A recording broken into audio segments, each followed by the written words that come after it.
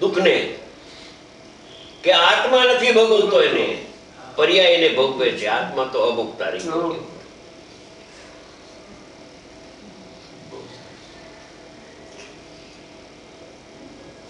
હવે અનુભવ થયા પછી તો અકર્તા ને અભોગતા બધા ગઈ. આ તો સ્વભાવ છે અકારક અવેદક બધાનો. નિગોદનો આત્મા અકારક અવેદક રૂપે રહ્યો છે. ભગવાન આત્મા, ભગવાન કેવો એને તમે રાગને કરે છે, દુઃખને ભોગવે છે, તો ભગવાન તમારે ક્યાં શ્રદ્ધામાં રહી ગયું? ભગવાન આત્મા. હે 3 વાર કહ્યું ભગવાન આત્મા. હવે તમે તમારા ભગવાનને માનતા નથી અને તમારે મોક્ષ જોઈ છે, ક્યાંથી થાય? કોઈનું તમે સાંભળો નહીં. એક જ્ઞાનીની વાણીને એક આત્મા બે રાખો ત્યારે કામ થશે. બાકી જેનું તેનું સાંભળશો,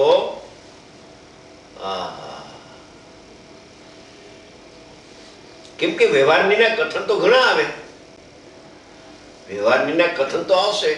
વેદ જ્ઞાનનો અભાવ છે ત્યાં સુધી આત્મા વિદ્યા દર્શન ચારિત્રના પરિણામને કરે છે એકલો, અને એના ફળ દુઃખને એકલો ભોગવે છે.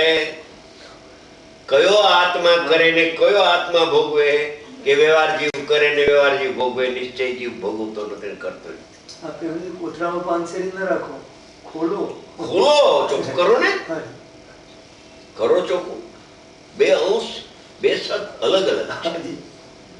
ક્ષણિક ઉપાદાન, ત્રિકાળી ઉપાદાન અલગ અલગ છે. એકમાં બીજાની નાસ્તિ છે. ત્રિકાળી ઉપાદાનમાં ક્ષણિક ઉપાદાનની નાસ્તિ છે.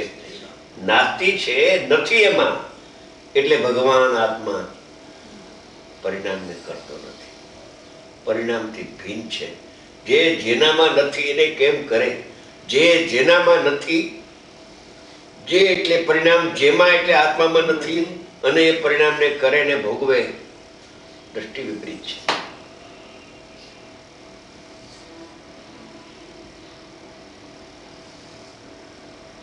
આ વાદ વિવાદનો વિષય નથી. આચાર્ય ભગવાને કહ્યું કે સોમત કે પરમત ની હારે હું વાત કરીશ. સોમત એટલે મોક્ષ જીવની હારે.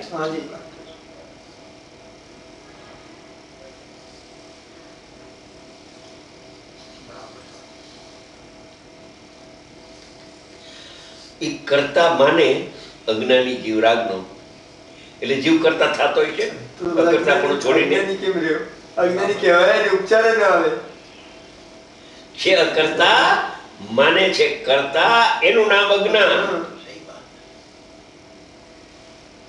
એ તો એની માન્યતાથી વિપરીત છે. મનુષ્ય નો થઈ ગયો પાડો, પાડો પાડો થઈ ગયો. પાડો થઈ ગયો સાચી વાત છે. પાડાનું ધ્યાન કરે એવો સ્વભાવ છે.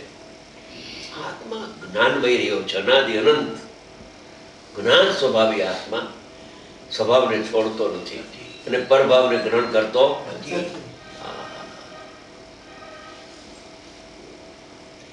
પહેલો પાઠ જ શીખવાડ્યો છે. બીજાની વાત પછી પરિપક્વ થવું છે. એક વ્યસન. હવે લાંચ આપીને બીજી ચોપડીમાં ચડાવી દીધો, પછી બીજાનો ક્લાસનો તો માસ્તર એ રીતે લેસન લેવા ઉભો થાય ને, તો એટલે પેલી ચોપડીનો પાઠ બોલવા માંડ્યો કે આ બીજા ક્લાસ છે, તું પેલી ચોપડીનો પાઠ તને કેને પાસ કરી દો, ગેટ આઉટ, પાછો મોકલી. કે હું પરને જાણતો નથી, ઓલો કે બીજીમાં આવ્યો હું પરને જાણતો નથી, જાણનાર જણાય પરને જાણતો નથી. પછી માસ્તરે કહ્યું પરને જાણતો નથી બરાબર છે, પણ પરિણામ થાય ને કોણ કરે? કે એવું કરું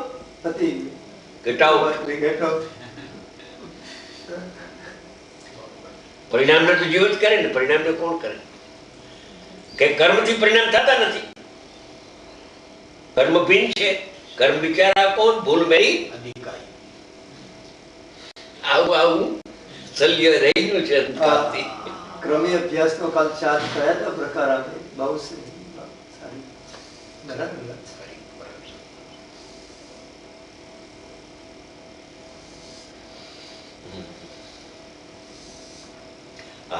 પરિણામ સ્વયં થાય છે, અધરથી થાય છે, આત્માના આધાર વિના, આત્માના કર્યા વિના. આત્માના કર્યા વિના પરિણામ થાય કે હા, આત્માના કર્યા વિના જ પરિણામ થાય, અધરથી થાય. આધારાથી સંબંધ નથી પરિણામને દ્રવ્યને.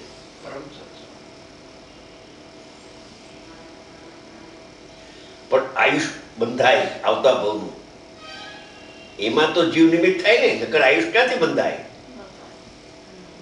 કે જીવ એમાં નિમિત્ત નથી, કરતા તો નથી પણ નિમિત્ત કરતા પણ નથી. એ અજ્ઞાનીનો રાગ એમાં નિમિત્ત છે. એક અંશ નિમિત્ત છે, બીજો અંશ નથી. એ તો સુરક્ષિત રહી ગયો છે.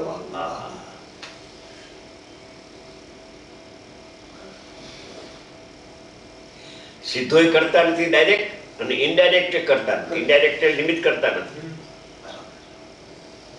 કરતાની બે પ્રકારની વ્યાખ્યા. ડાયરેક્ટ કરે તો તન્મય થઈ જાય જીવ, તો કરે, એ તો બધું. ઇનડાયરેક્ટ નિમિત્ત કરતા કયો તો નિત્ય કરતા પણ આનો દોષ આવે. કર્મ બંધાયા જ કરે, નિમિત્ત થયા જ કરે. આત્મામાં નિમિત્ત પણ આનો અભાવ છે.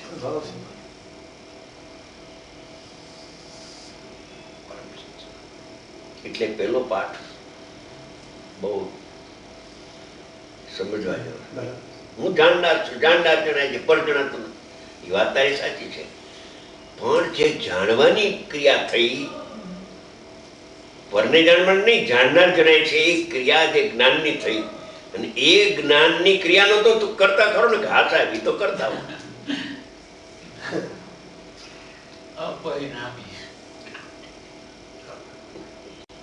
ત્યાં એને ઉલનાયું કે આત્માને પ્રસિદ્ધ કરનાર જ્ઞાનની પર્યાય પણ સ્વયં થાય છે, એનો પણ આત્મા કરતા નથી. કેમ કે કરતા પણ અકર્તાનો પાઠ કાચો હતો અને લાંચ આપીને ચડાવી દીધો.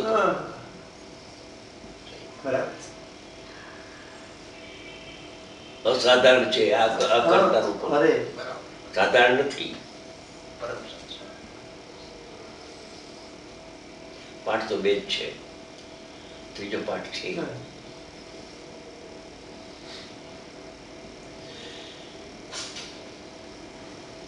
જ્ઞાતા છે માટે કરતા નથી, એવું પાકું થયા પછી જ્ઞાતા છે પણ કોનો? પ્રશ્ન મોટો. કેમ પરિણામ થવાયો થાય છે, મારાથી થતા નથી, એમ હું જાણું છું. શું જાણ્યું છે? કે પરિણામ સટકારથી થાય છે, મારાથી નહીં. એમ પરિણામને હું એવા પરિણામને જાણું છું. તો જ્ઞાતા નર્યો, કરતા થઈ ગયો. શબ્દમાં જ્ઞાતા, કેમ કે હા, શબ્દમાં જ્ઞાતા રહ્યો, ભાવમાં કરતા રહ્યો. જ્ઞાતાની વ્યાખ્યા એ છે કે પોતે પોતાને જાણે એનું નામ જ્ઞાતા. એટલે પરને જાણે નહીં અને પોતે પોતાને જાણે છે એનું નામ જ્ઞાતા છે. આ જ્ઞાતાની વ્યાખ્યા કરી છે આચાર્ય મહારાજ.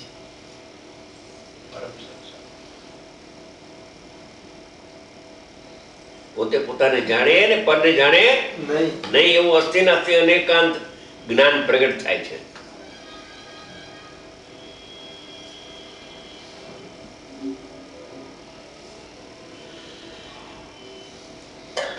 આ તો ભાઈ પોતે નિર્ણય કરે,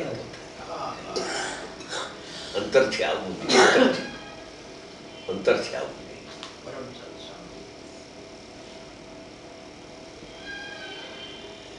ઠીક, નિશ્ચય ન કરે તો કાંઈ નહીં પરિણામ, પણ વ્યવહારે તો કરે ને.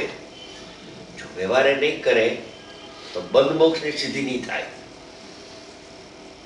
એમ અજ્ઞાની વિદ્વાન વાત કરે, અજ્ઞાની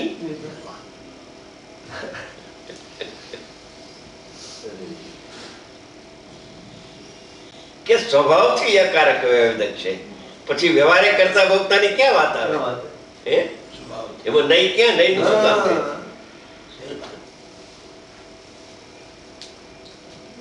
સાહેબ ઉપરનો જ્ઞાતા તો નથી, જાણનારું જણાય છે. શેમાં જણાય છે? મારે જ્ઞાનની પર્યાયમાં જણાય છે. એ જ્ઞાનની પર્યાય કોણે કરી?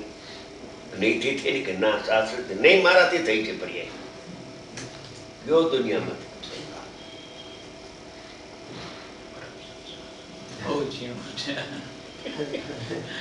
ભૂલી જાય ધ્રુજી ગયા.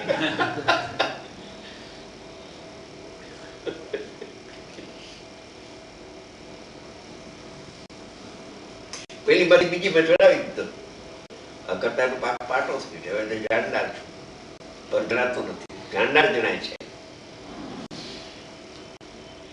જે જ્ઞાનમાં જાણનાર જણાય છે એ જ્ઞાનનો તો કરતા ખરો કે નહીં? એનો તો કરતા હું છું. કરતા રહ્યો કયો અકર્તા ક્યાં ગયો?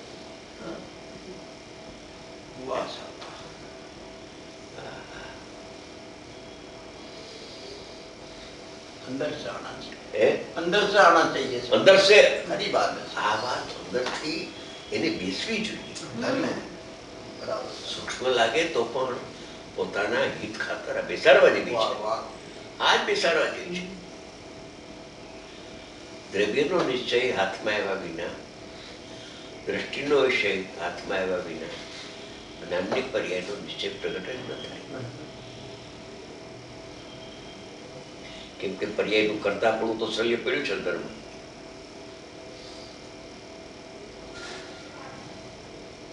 પરને જાણો નિષેધ ક્યાંથી આવે? वाह. કરતા આ વિશે પણ બધી અનુક્રમ છે. હા, આ પણ અનુક્રમ છે. હાજી પેલું કરતા પછી જ્ઞાનનો જ્ઞાતા બરાબર એમ લીધું છે. છઠ્ઠી ગાથા એમ લીધું છે. હાજી.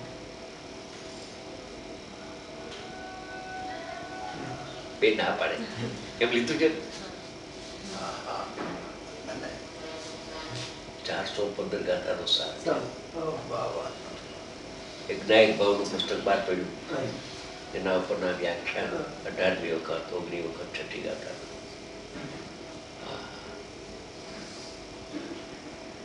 અનુક્રમ છે આ. કરતા બુદ્ધિ રાખે હાજી. અને પરનું જ્ઞાતા પણ છૂટે. એવું તો ભલે.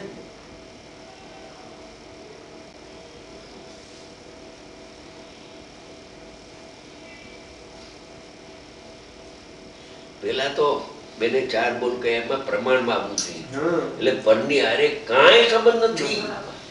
કરતા કર્મ નિમિત્ત નૈમિત્તિક જ્ઞાતા જ્ઞેય કાંઈ સંબંધ નથી. ત્યારે તો હજી પ્રમાણમાં આવે.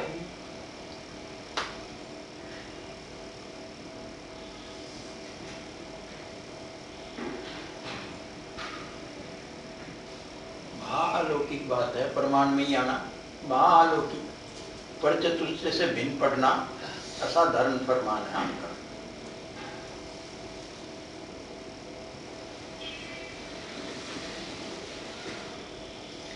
बाद में દ્રવ્ય ને પર્યાયથી ભીન જોવો. હાજી. દ્રવ્યમાં પર્યાયની નાસ્તી. નાસ્તી. બીજો પાઠ હે આહા. બે પાઠ સુધી તો માનસિક જ્ઞાન છે. ત્રીજા પાઠમાં આવે મન પાવે વિશ્રામ.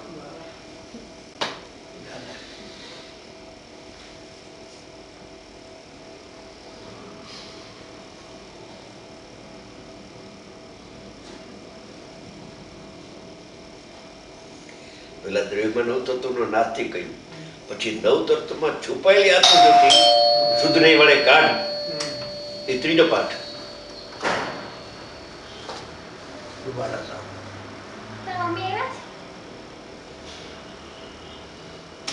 પ્રમાણમાં આવ્યા પછી આત્મામાં નવ તત્વની નાસ્તિ છે. નવ તત્વની નાસ્તિ છે પણ સર્વથા નાસ્તિનો અર્થ સર્વથા. હા, હા. નાસ્તિમાં કથનચિત ન ના હોય. હોય. बराबर साहब. તો નાસ્તિકમ કયો રહ્યો?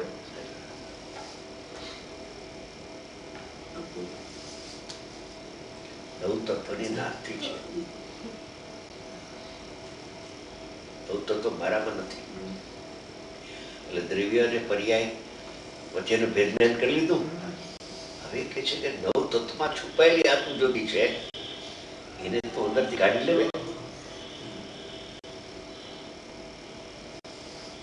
એ વિકલ્પાત્મક ભૂમિકામાં નિર્ણય કર્યો પછી વિકલ્પનો ભાવ થઈ અનુભવ થઈ જશે.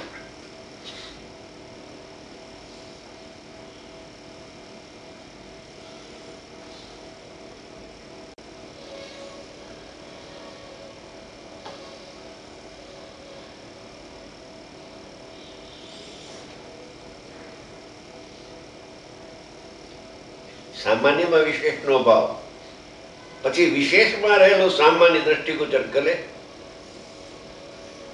પેલા સામાન્યમાં વિશેષની નાસ્તિ, એ વિશેષમાં અન્વયરૂપ રહેલો ધ્રુવ પરમાત્મા નાયક તત્વ, તે હું છું, પરિણામ માત્રથી જુદો. પછી એ નાયક ઉપર દ્રષ્ટિ જો પડે તે અનુભવ થાય. અનુભવ થતા ચોથો પ્રકાર આવી જાય, પ્રમાણ જ્ઞેય. દરેક બે જણાય એક સમય જ્ઞેય પડે. પછી તો ધ્યેય ને જ્ઞેય કાંઈ એના ભેદ નથી, તે છે તે છે બસ. ચોથો પેલી નિર્વિકલ્પ પ્રમાણ છે ને, નિર્વિકલ્પ પ્રમાણ ચોથા બોલમાં. ત્રીજા બોલમાં નિર્વિકલ્પ નહીં. પહેલા બોલમાં વિકલ્પાત્મક પ્રમાણ અને બીજા બોલમાં સવિકલ્પ નહીં, સવિકલ્પ નહીં. ત્રીજામાં નિર્વિકલ્પ નહીં, ચોથામાં નિર્વિકલ્પ પ્રમાણ. બસ 4 જ છે, પણ છે અનુક્રમ. આ અનુક્રમ છે, એમાં ક્રમભંગ કરે તો કામ નહીં આવે. છેલ્લે પ્રમાણ કેવું છે ને, તો અમે પહેલેથી જ દ્રવ્ય પર્યાય સ્વરૂપ વસ્તુ છીએ. ક્રમભંગ કર્યો એટલે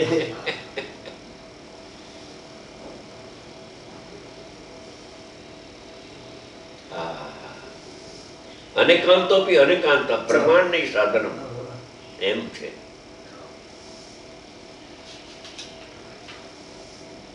અરે એ તો કાંઈ ના આવડે તો કાંઈ નહીં. દ્રવ્યમાં પર્યાયની નાસ્તિ છે, એટલે પર્યાય સ્વયં થાય છે, એનો હું કરનાર નથી. પછી પરિણામનો જાણનાર પણ નથી. બસ 2 જ વાત છે, પરિણામનો કરનાર નહીં અને પરિણામનો જાણનાર નહીં. તો તું કોણ છો કે જાણનારને જાણવું અને જાણનાર જણાય? જાણનારને જાણવું અને જાણનાર જણાય, એટલો ભેદ નીકળે તો અનુભવ થાય. એ ભેદ કાઢવાનો.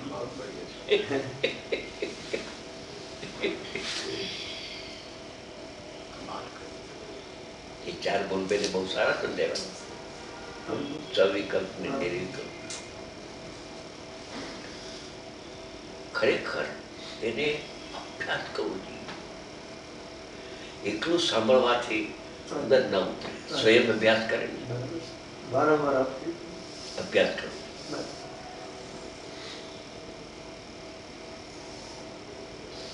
લખી લેવું જોઈએ. પછી લખીને સાંભળ્યા પછી 1 2 કલાક એના ઉપર ચિંતન કરવું જોઈએ, મનન કરવું જોઈએ, બેસાડવું જોઈએ. હવે સાંભળ્યું ન સાંભળ્યું ત્યાં પછી બીજા ઉપયોગ બીજામાં વયો જાય. ઉપયોગ બીજામાં વયો જાય, બેસાડ્યું તો નહીં. આ ઈલાબેનની પદ્ધતિ બેસાડવાની, એ આગળ વધી બેન. એનું કારણ કે સાંભળે પછી આખી રાત ખોલ કરે બેસાડે. સવારે બેન પાસે આવે, તમે આમ કહ્યું તો બેન બહુ 1 કલાક 2 કલાક 3 કલાક મંથન કર્યું, આમ બેસાડ્યું બરાબર છે.